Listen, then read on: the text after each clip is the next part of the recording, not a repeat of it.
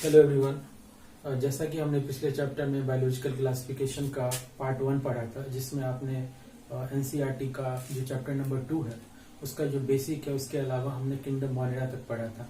आज हम उससे आगे बात करेंगे। जो हमारा सेकंड किंगडम है, किंगडम प्रोटिस्टा, उसके बारे में जानेंगे पूरा डिटेल्स, जो हमारा एनसीईआरटी बेस्ड है।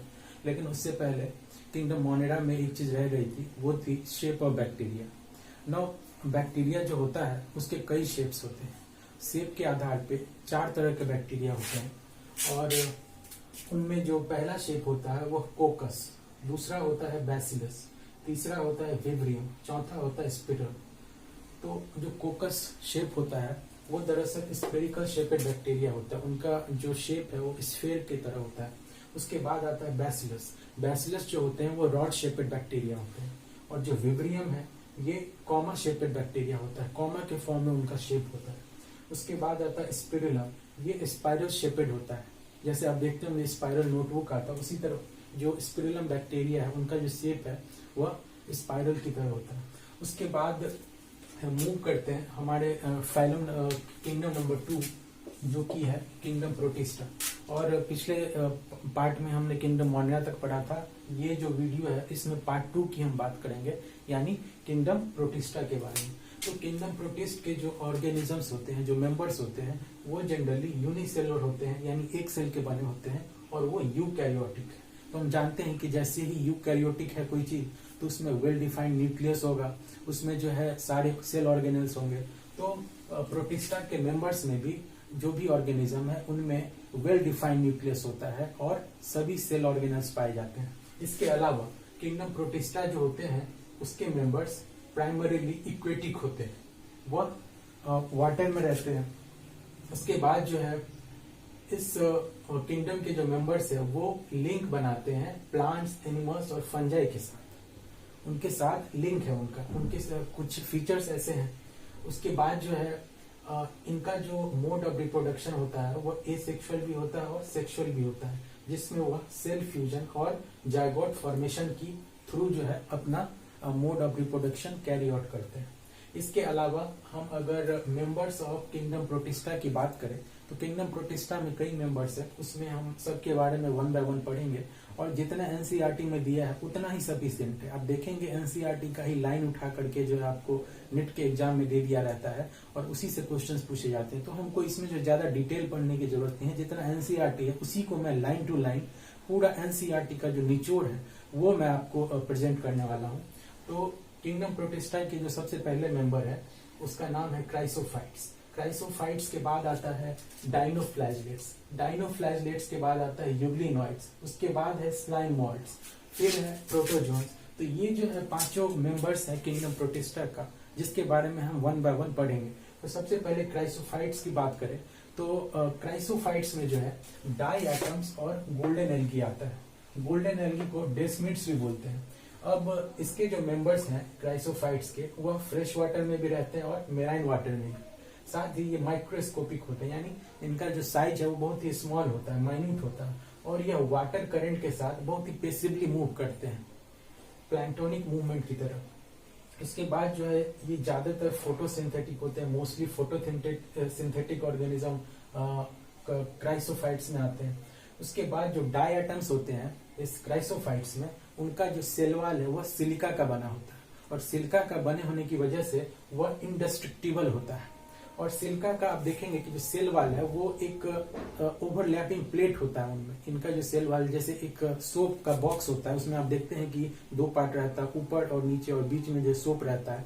उसी तरह डाई एटम्स का जो सेल वॉल है वो भी एक सोप बॉक्स की तरह एक ओवरलैपिंग पैटर्न में इनका जो है शेप होता है। और इसी एक्युमुलेशन की वजह से ये जो सिलिका का पूरा इनका जो सेल वॉल डिपॉजिट होता है, इससे बहुत वर्षों के बाद एक एक्युमुलेशन बन जाता है, और जिसको डायएटोमीसियस अर्थ भी बोलते हैं।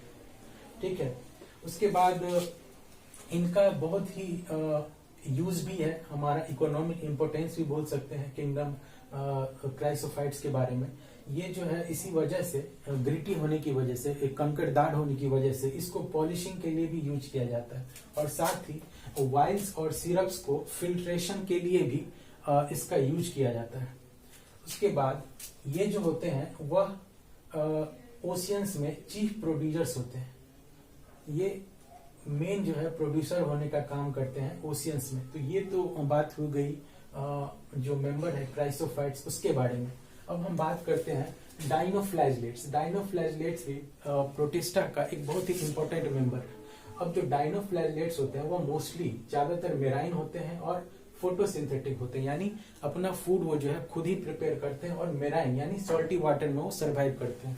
उसके बाद आता है कि इनका जो कलर है वह डिफरेंट टाइप का होता है। वह yellow colour, green colour, blue, brown, red, different colours के हो सकते हैं। डिपेंड करता है कि उनमें कौन सा पिगमेंट है। पिगमेंट के बेसिस पे उनका जो है कलर होता है। साथ ही इनका जो सेल वॉल होता है उसमें सेल्यूलोज प्लेट होता है, ठीक है। और सेल्यूलोज प्लेट जो है दो होता है, एक इसमें लॉन्गिट्यूडनल होता है और एक ट्रांसवर्स होता है। ये जो ट्रांसवर्स प्लेट है वह दो प्लेट के बीच में रहता है, जिसको जो है एक फरो में, एक खांच में ये रहता है। उसके बाद जो रेड डाइनोफ्लेजलेट्स हैं, रेड डाइनोफ्लेजलेट्स, उनका जो मल्टीप्लीकेशन है वह बहुत ही रैपिड होता है। रैपिड होने की वजह से पूरा जो ओशियन है वह सी जो है वह एकदम रेड अपीयर होने लगता है, इसीलिए इसको रेड टाइड भी बोलते हैं। और रेड डाइनोफ्लेजलेट का एग्जांपल हो गया गोनी एलेक्स। अब इसकी वजह से पूरा एकदम रेड अपीयर होने लगता है। टॉक्सिन्स भी बहुत प्रोड्यूस होता है और ये जो टॉक्सिन्स के कारण जो मेराइन वाटर में जो फिशेज होते हैं उनका डेथ भी हो जाता है। ये टॉक्सिन जो है वह फिशेज को किल भी करता है। अब बात करेंगे यूग्लिनॉइड्स की। जो यूग्लिनॉइड्स जो है वह फ्रेश वाटर में रहते हैं, यानी स्टेगनेंट वाटर में। उसके बाद इनका जो सेल वॉल होता है वह पेलिकल का बना होता है, जो कि एक प्रोटीन रिच लेयर है। इसी वजह से इनका जो बॉडी है वो फ्लेक्सिबल होता है। साथ ही इनमें जो है दो फ्लैजला होता है, एक शॉर्ट और एक लॉन्ग। उसके बाद इनमें जो है normally autotrophic mode of nutrition होता है जब सनलाइट प्रेजेंट होता है तब यूग्लिना में, लेकिन जब सनलाइट नहीं होता है तब ये हेटरोटॉपिक मोड ऑफ न्यूट्रिशन को अपनाते हैं और जो प्रे है उसको कैच करते हैं। उसके बाद यूग्लिनॉइड्स में जो है पिगमेंट जो होता है वह हायर प्लांट्स की तरह होता है। तो ये हो गई यूग्लिनॉइड्स की बात। इसका एग्जांपल हो जाएगा यूग्लिना। तो ये एक इम्पोर्टेंट बात हो जाती है यूग्लिना में कि इसमें दोनों मोड ऑफ न्यूट्रिशन होता है, ऑटोट्रॉपिक भी होता है और हेटरोट्रॉपिक भी होता है। अब हम बात करें अगर स्लाइम मॉल्ट्स की, ये दूसरा चौथा मेंबर है किंगडम प्रोटिस्टा का। तो स्लाइम मॉल्ट्स जो होते हैं वो सैप्रोफिटिक होते हैं। सैप्रोफिटिक यानी जो dead and decaying organic matter को फीड करके सर्वाइव करते हैं। ये भी यानी हेटरोटॉपिक हो गए। और ये जो है इनका जो बॉडी है स्लाइम मॉल्ट्स का, ये मूव करता है ट्विग्स। ट्विग्स यानी जो टहनी है और लिव्स है, और उससे जो है वह ऑर्गेनिक मैटर ऑब्टेन करते हैं और वो अपना खुद को सस्टेन करते हैं। उसके बाद जब सुटेबल कंडीशन आता है तो वो एक एग्रीगेशन फॉर्म करते हैं, एक एक्युमुलेशन फॉर्म करते हैं जिसको बोलते हैं प्लाज्मोडियम, ठीक है। और ये बहुत दूर तक स्प्रेड कर जाता है सी में, बहुत फीट तक स्प्रेड कर जाता है। और जब अनफेवरेबल कंडीशन, ये तो सुटेबल कंडीशन की बात हो गई कि जब वो प्लाज्मोडियम का एग्रीगेशन करते हैं। अनफेवरेबल कंडीशन में क्या होता है कि यही प्लाज्मोडियम डिफरेंशिएट कर जाता है और ये एक फ्रूटिंग बॉडी बनाता है। फ्रूटिंग बॉडी बनाता है जिसमें स्पोर्स भी होता है टिप पर लगा हुआ। तो ये अनफेवरेबल कंडीशन में डिफरेंशिएशन होता है और फ्रूटिंग बॉडीज का फॉर्मेशन होता है। अब हम बात करेंगे स्लाइम मोल्ड्स में जो होता है ट्रू वॉल्स होता है। इनमें वॉल्स जो होते हैं एक्चुअल होते हैं, जो कैरेक्टर है इनका, और ये इंडेस्ट्रक्टिबल होता है। साथ ही स्पोर्स जो होता है वह एयर करंट के माध्यम से डिस्पर्स्ड भी हो जाता है। तो ये सारे जो है फीचर्स हैं, ये सारे पॉइंट्स हैं स्लाइम मोल्ड्स के बारे में जो आपको ध्यान रखना है। और ये जो मैंने पॉइंट्स बोला ये सारा लाइन टू लाइन एनसीईआरटी के पॉइंट्स हैं। और आपको जो है नीट में पूरा यही पॉइंट उठा देगा कहीं से भी कि प्रोटिस्टा का क्या उसका प्रोकैरियोटिक है या यूकैरियोटिक है, या फिर प्रोटिस्टा में कौन सा मोड ऑफ रिप्रोडक्शन होता है, क्राइसोफाइट्स के मेंबर कौन कौन होते हैं, फिर डाइएटोमोसियस अर्थ किसको कहा जाता है। तो इस तरह से आपको जो है डायरेक्टली एनसीईआरटी से उठा करके आपको क्वेश्चन दे दिया जाता है। तो आपको इसी को ध्यान रखना है। इन सभी पॉइंट्स अगर आप जान लेते हैं जो मैंने यहाँ पर लिखा है, अगर आप इस सब को ध्यान में रखते हैं तो कोई भी क्वेश्चन बनाना आपके लिए चुटकी भर की बात है। तो ये हमने अभी 4 मेंबर्स के बारे में बात की जो किंगडम प्रोटिस्टा के थे। कौन कौन से थे? क्राइसोफाइट्स, डाइनोफ्लैजलेट्स, यूग्लिनॉइड्स और स्लाइम मोल्ड्स। अब जो है अंतिम मेंबर है वो है प्रोटोजोन्स। प्रोटोजोन्स भी किंगडम प्रोटिस्टा में आता है। अब प्रोटोजोन्स क्या होते हैं, या हेट्रोट्रॉप्स होते हैं। हेट्रोट्रॉप्स है यानी कि ये अपना फूड खुद से प्रिपेयर नहीं करते हैं, दूसरे पर डिपेंडेंट होते हैं। और ये प्रीडेटर्स होते हैं प्रोटोजोन्स, और पैरासिटिक भी हो सकते हैं। प्रीडेटर्स यानी अपना खुद फूड जो है वह इंगल्फ करके जो है प्रे को कैच करके कंज्यूम करते हैं। और पैरासिटिक भी हो सकते हैं यानी ये होस्ट पर डिपेंडेंट है अपने न्यूट्रिशनल रिक्वायरमेंट पे। और पैरासिटिक है यानी इन्फेक्शन भी कॉज करेगा, डिजीज कॉज करेगा। उसके बाद प्रोटोजोन्स को जो है प्रीमिटिव रिलेटिव्स कहा जाता है। प्रोटोजोन्स जो है वह एनिमल्स के प्रीमिटिव रिलेटिव्स कंसीडर किए जाते हैं। उसके बाद है प्रोटोजोन्स में भी ये 4 टाइप्स बताया गया है। एक है फ्लैजिलेटेड, अमीबॉइड, सीलिया और स्पोरोजोन्स। तो जो अमीबॉइड प्रोटोजोन्स होते हैं इनमें जो है यह कई जगह पे सरवाइव कर सकते हैं। फ्रेश वाटर में भी रह सकते हैं, सी वाटर में भी रह सकते हैं। तो डिफरेंट इनका हैबिटेट होता है। साथ ही जो है यह अमीबॉइड प्रोटोजोन जो होते हैं वो अपना फूड कैप्चर करने के लिए सीडोपोडिया का हेल्प लेते हैं। उनमें एक सीडोपोडिया होता है जिसकी मदद से वो अपने प्रे को कैच करते हैं और अपना फूड कंज्यूम करते हैं। तो ये हो गया अमीबॉइड का फीचर। तो अमीबॉइड में जो सीडोपोडिया होता है उसको फॉल्स फीट भी बोलते हैं। तो ये बहुत ही इंपॉर्टेंट ध्यान रखने के वाली बात है। उसके अलावा इनमें जो है एक इसका एग्जाम्पल हो गया एंट अमीबा। ठीक है, अमीबॉइड प्रोटोजोन का एग्जांपल हो गया एंट अमीबा। ये जो एंट अमीबा है ये पैरासिटिक फॉर्म है, इसको ध्यान रखना है। उसके बाद आता है फ्लैजिलेटेड प्रोटोजोन्स। फ्लैजिलेटेड प्रोटोजोन जो है ये फ्री लिविंग भी हो सकता है और पैरासिटिक भी हो सकता है, ये दोनों हो सकता है। साथ ही इनमें फ्लैजला होता है जिसकी मदद से जो है वो अपना फूड कैप्चर करते हैं। और इनमें इनका एग्जाम्पल हो गया ट्राइपैनोजोमा। ट्राइपैनोजोमा फ्लैजिलेटेड प्रोटोजोन्स है और ये जो प्रोटोजोन है ये स्लीपिंग सिकनेस डिजीज कॉज करता है। स्लीपिंग सिकनेस का कॉजेटिव एजेंट हो गया ट्राइपैनोजोमा। उसके बाद आता है सीलिया। नाउ सीलिएटेड प्रोटोजोन्स, ऐसा प्रोटोजोन जिसमें सीलिया है। अब ये जो सीलिएटेड प्रोटोजोन्स है वह एक्वेटिक होते हैं, पानी में रहते हैं और एक्टिवली मूविंग है यानी बहुत एनर्जी के साथ मूव करते हैं। और इनमें हजारों सीलिया जो है एक साथ मूव करता है, कोऑर्डिनेटेड मूवमेंट होता है। ठीक है, तो सीलिया जो है मोटिलिटी प्रोवाइड करता है। अब इस वजह से होता क्या है कि इनमें जो गलेट होता है यानी जो कैविटी होता है ये बाहर की तरफ ओपन होता है आउटर सरफेस पे। इस वजह से सीलिया के कोऑर्डिनेटेड मूवमेंट की वजह से जो वाटर में जो फूड पार्टिकल्स होता है वह एकदम सरक करके सीधा इनके गलेट में आ जाता है। जो सीलिएटेड प्रोटोजोन्स है उनमें सीलिएटेड मूवमेंट की वजह से जो फूड है वह इनके गलेट में स्टीयर होकर के आ जाता है। तो ये बात हो गई सीलिएटेड प्रोटोजोन्स के बारे में। अब इसका एग्जांपल हो गया पारामीशियम। तो इसका एग्जांपल हमें याद रखना है, जितने भी है अमीबॉइड, फ्लैजिलेटेड, सीलिएटेड, सबका एक न एक एग्जांपल दिया, इसको बहुत ही ध्यान से रखना।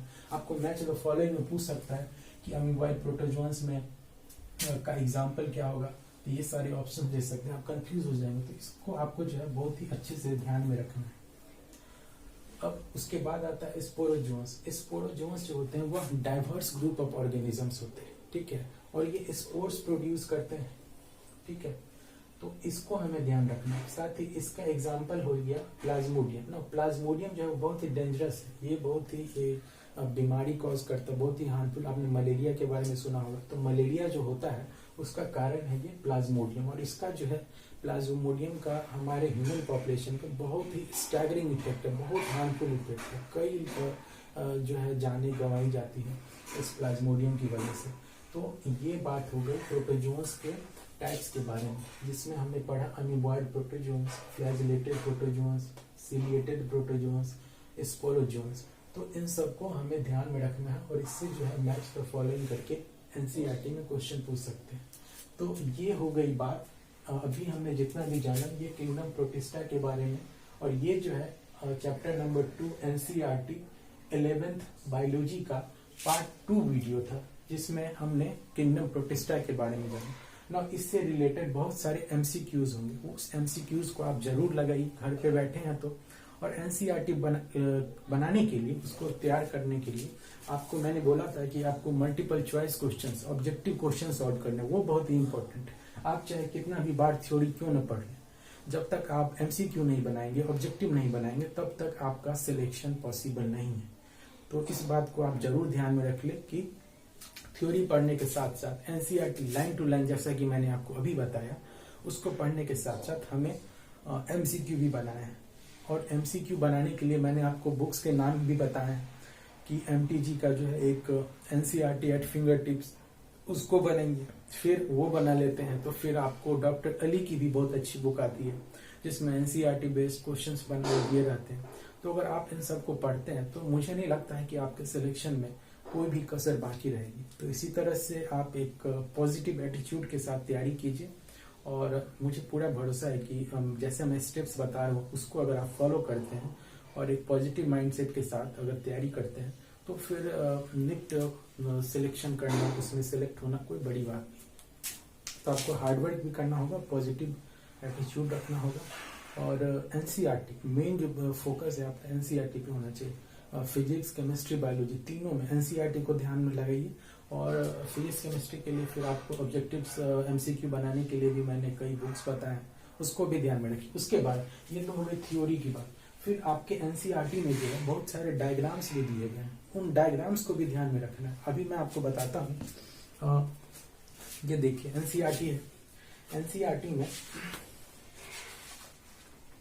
हमने पिछले क्लास में किंगडम मोनेरा के बारे में पढ़ा था। तो किंगडम मोनेरा में भी जैसा कि मैंने आज शेप ऑफ बैक्टीरिया के बारे में बताया, कोकस, बैसिलस, विवरियम, spirillum, different shapes of bacteria बताया। तो उन बैक्टीरिया का जो है हमारे एनसीईआरटी में बहुत सारा डायग्राम भी दिया गया। अब देख पा रहे होंगे ये किंगडम मोनेरा वाला पेज है और इस पेज में आप यहाँ नीचे में डायग्राम दिए हूँ, शेप दिए हूँ, इसको भी आप याद रखिएगा। इसको भी डायग्राम बना करके जो है एग्जाम में क्वेश्चन पूछ सकता है। फिर ये यहाँ पर ब्लू ग्रीन एल्गा, नॉस्टॉक का जो है डायग्राम दिया, यहाँ आप देख पा रहे हैं। इसको जो है आप दिमाग में बैठा लीजिए, इसकी प्रैक्टिस कीजिए। उसके बाद ये देखिए, ये युगलिना, अभी हमने पढ़ा है किंगडम प्रोटिस्टा के बारे में, युगलिना और पारामीसियम, ये दोनों डायग्राम भी बहुत बहुत इंपॉर्टेंट है। ये ऐसे ही डायग्राम आपको उठा करके जो है एनसीईआरटी नीट पेपर में दे देगा और पूछ देगा कि ये किसका डायग्राम है, इसका फीचर्स दे देगा और उससे क्वेश्चन पूछ देगा। तो इसको भी जो है आपको बहुत अच्छे से तैयार रखना है। तो ये तो हो गई आज की बात। अगले वीडियो में हम बात करेंगे इससे आगे। हमने किंगडम मोनेरा जान लिया, प्रोटिस्टा जान लिया, fungi, kingdom fungi, plenty animalia, फिर वायरस, इस सब के बारे में जो अगले वीडियो में जानेंगे। तब तक के लिए देखते रहिए वीडियो, शेयर कीजिए, सब्सक्राइब कीजिए, लाइक कीजिए। और अगर आपको कुछ पूछना है, अगर आपका कोई सजेशन है तो वो भी आप मेरे कमेंट बॉक्स में डाल सकते हैं और सजेशन भी दे सकते हैं। और अगर अच्छा लगे तो इसको लाइक कीजिए, सब्सक्राइब कीजिए, शेयर कीजिए। ठीक है, थैंक यू।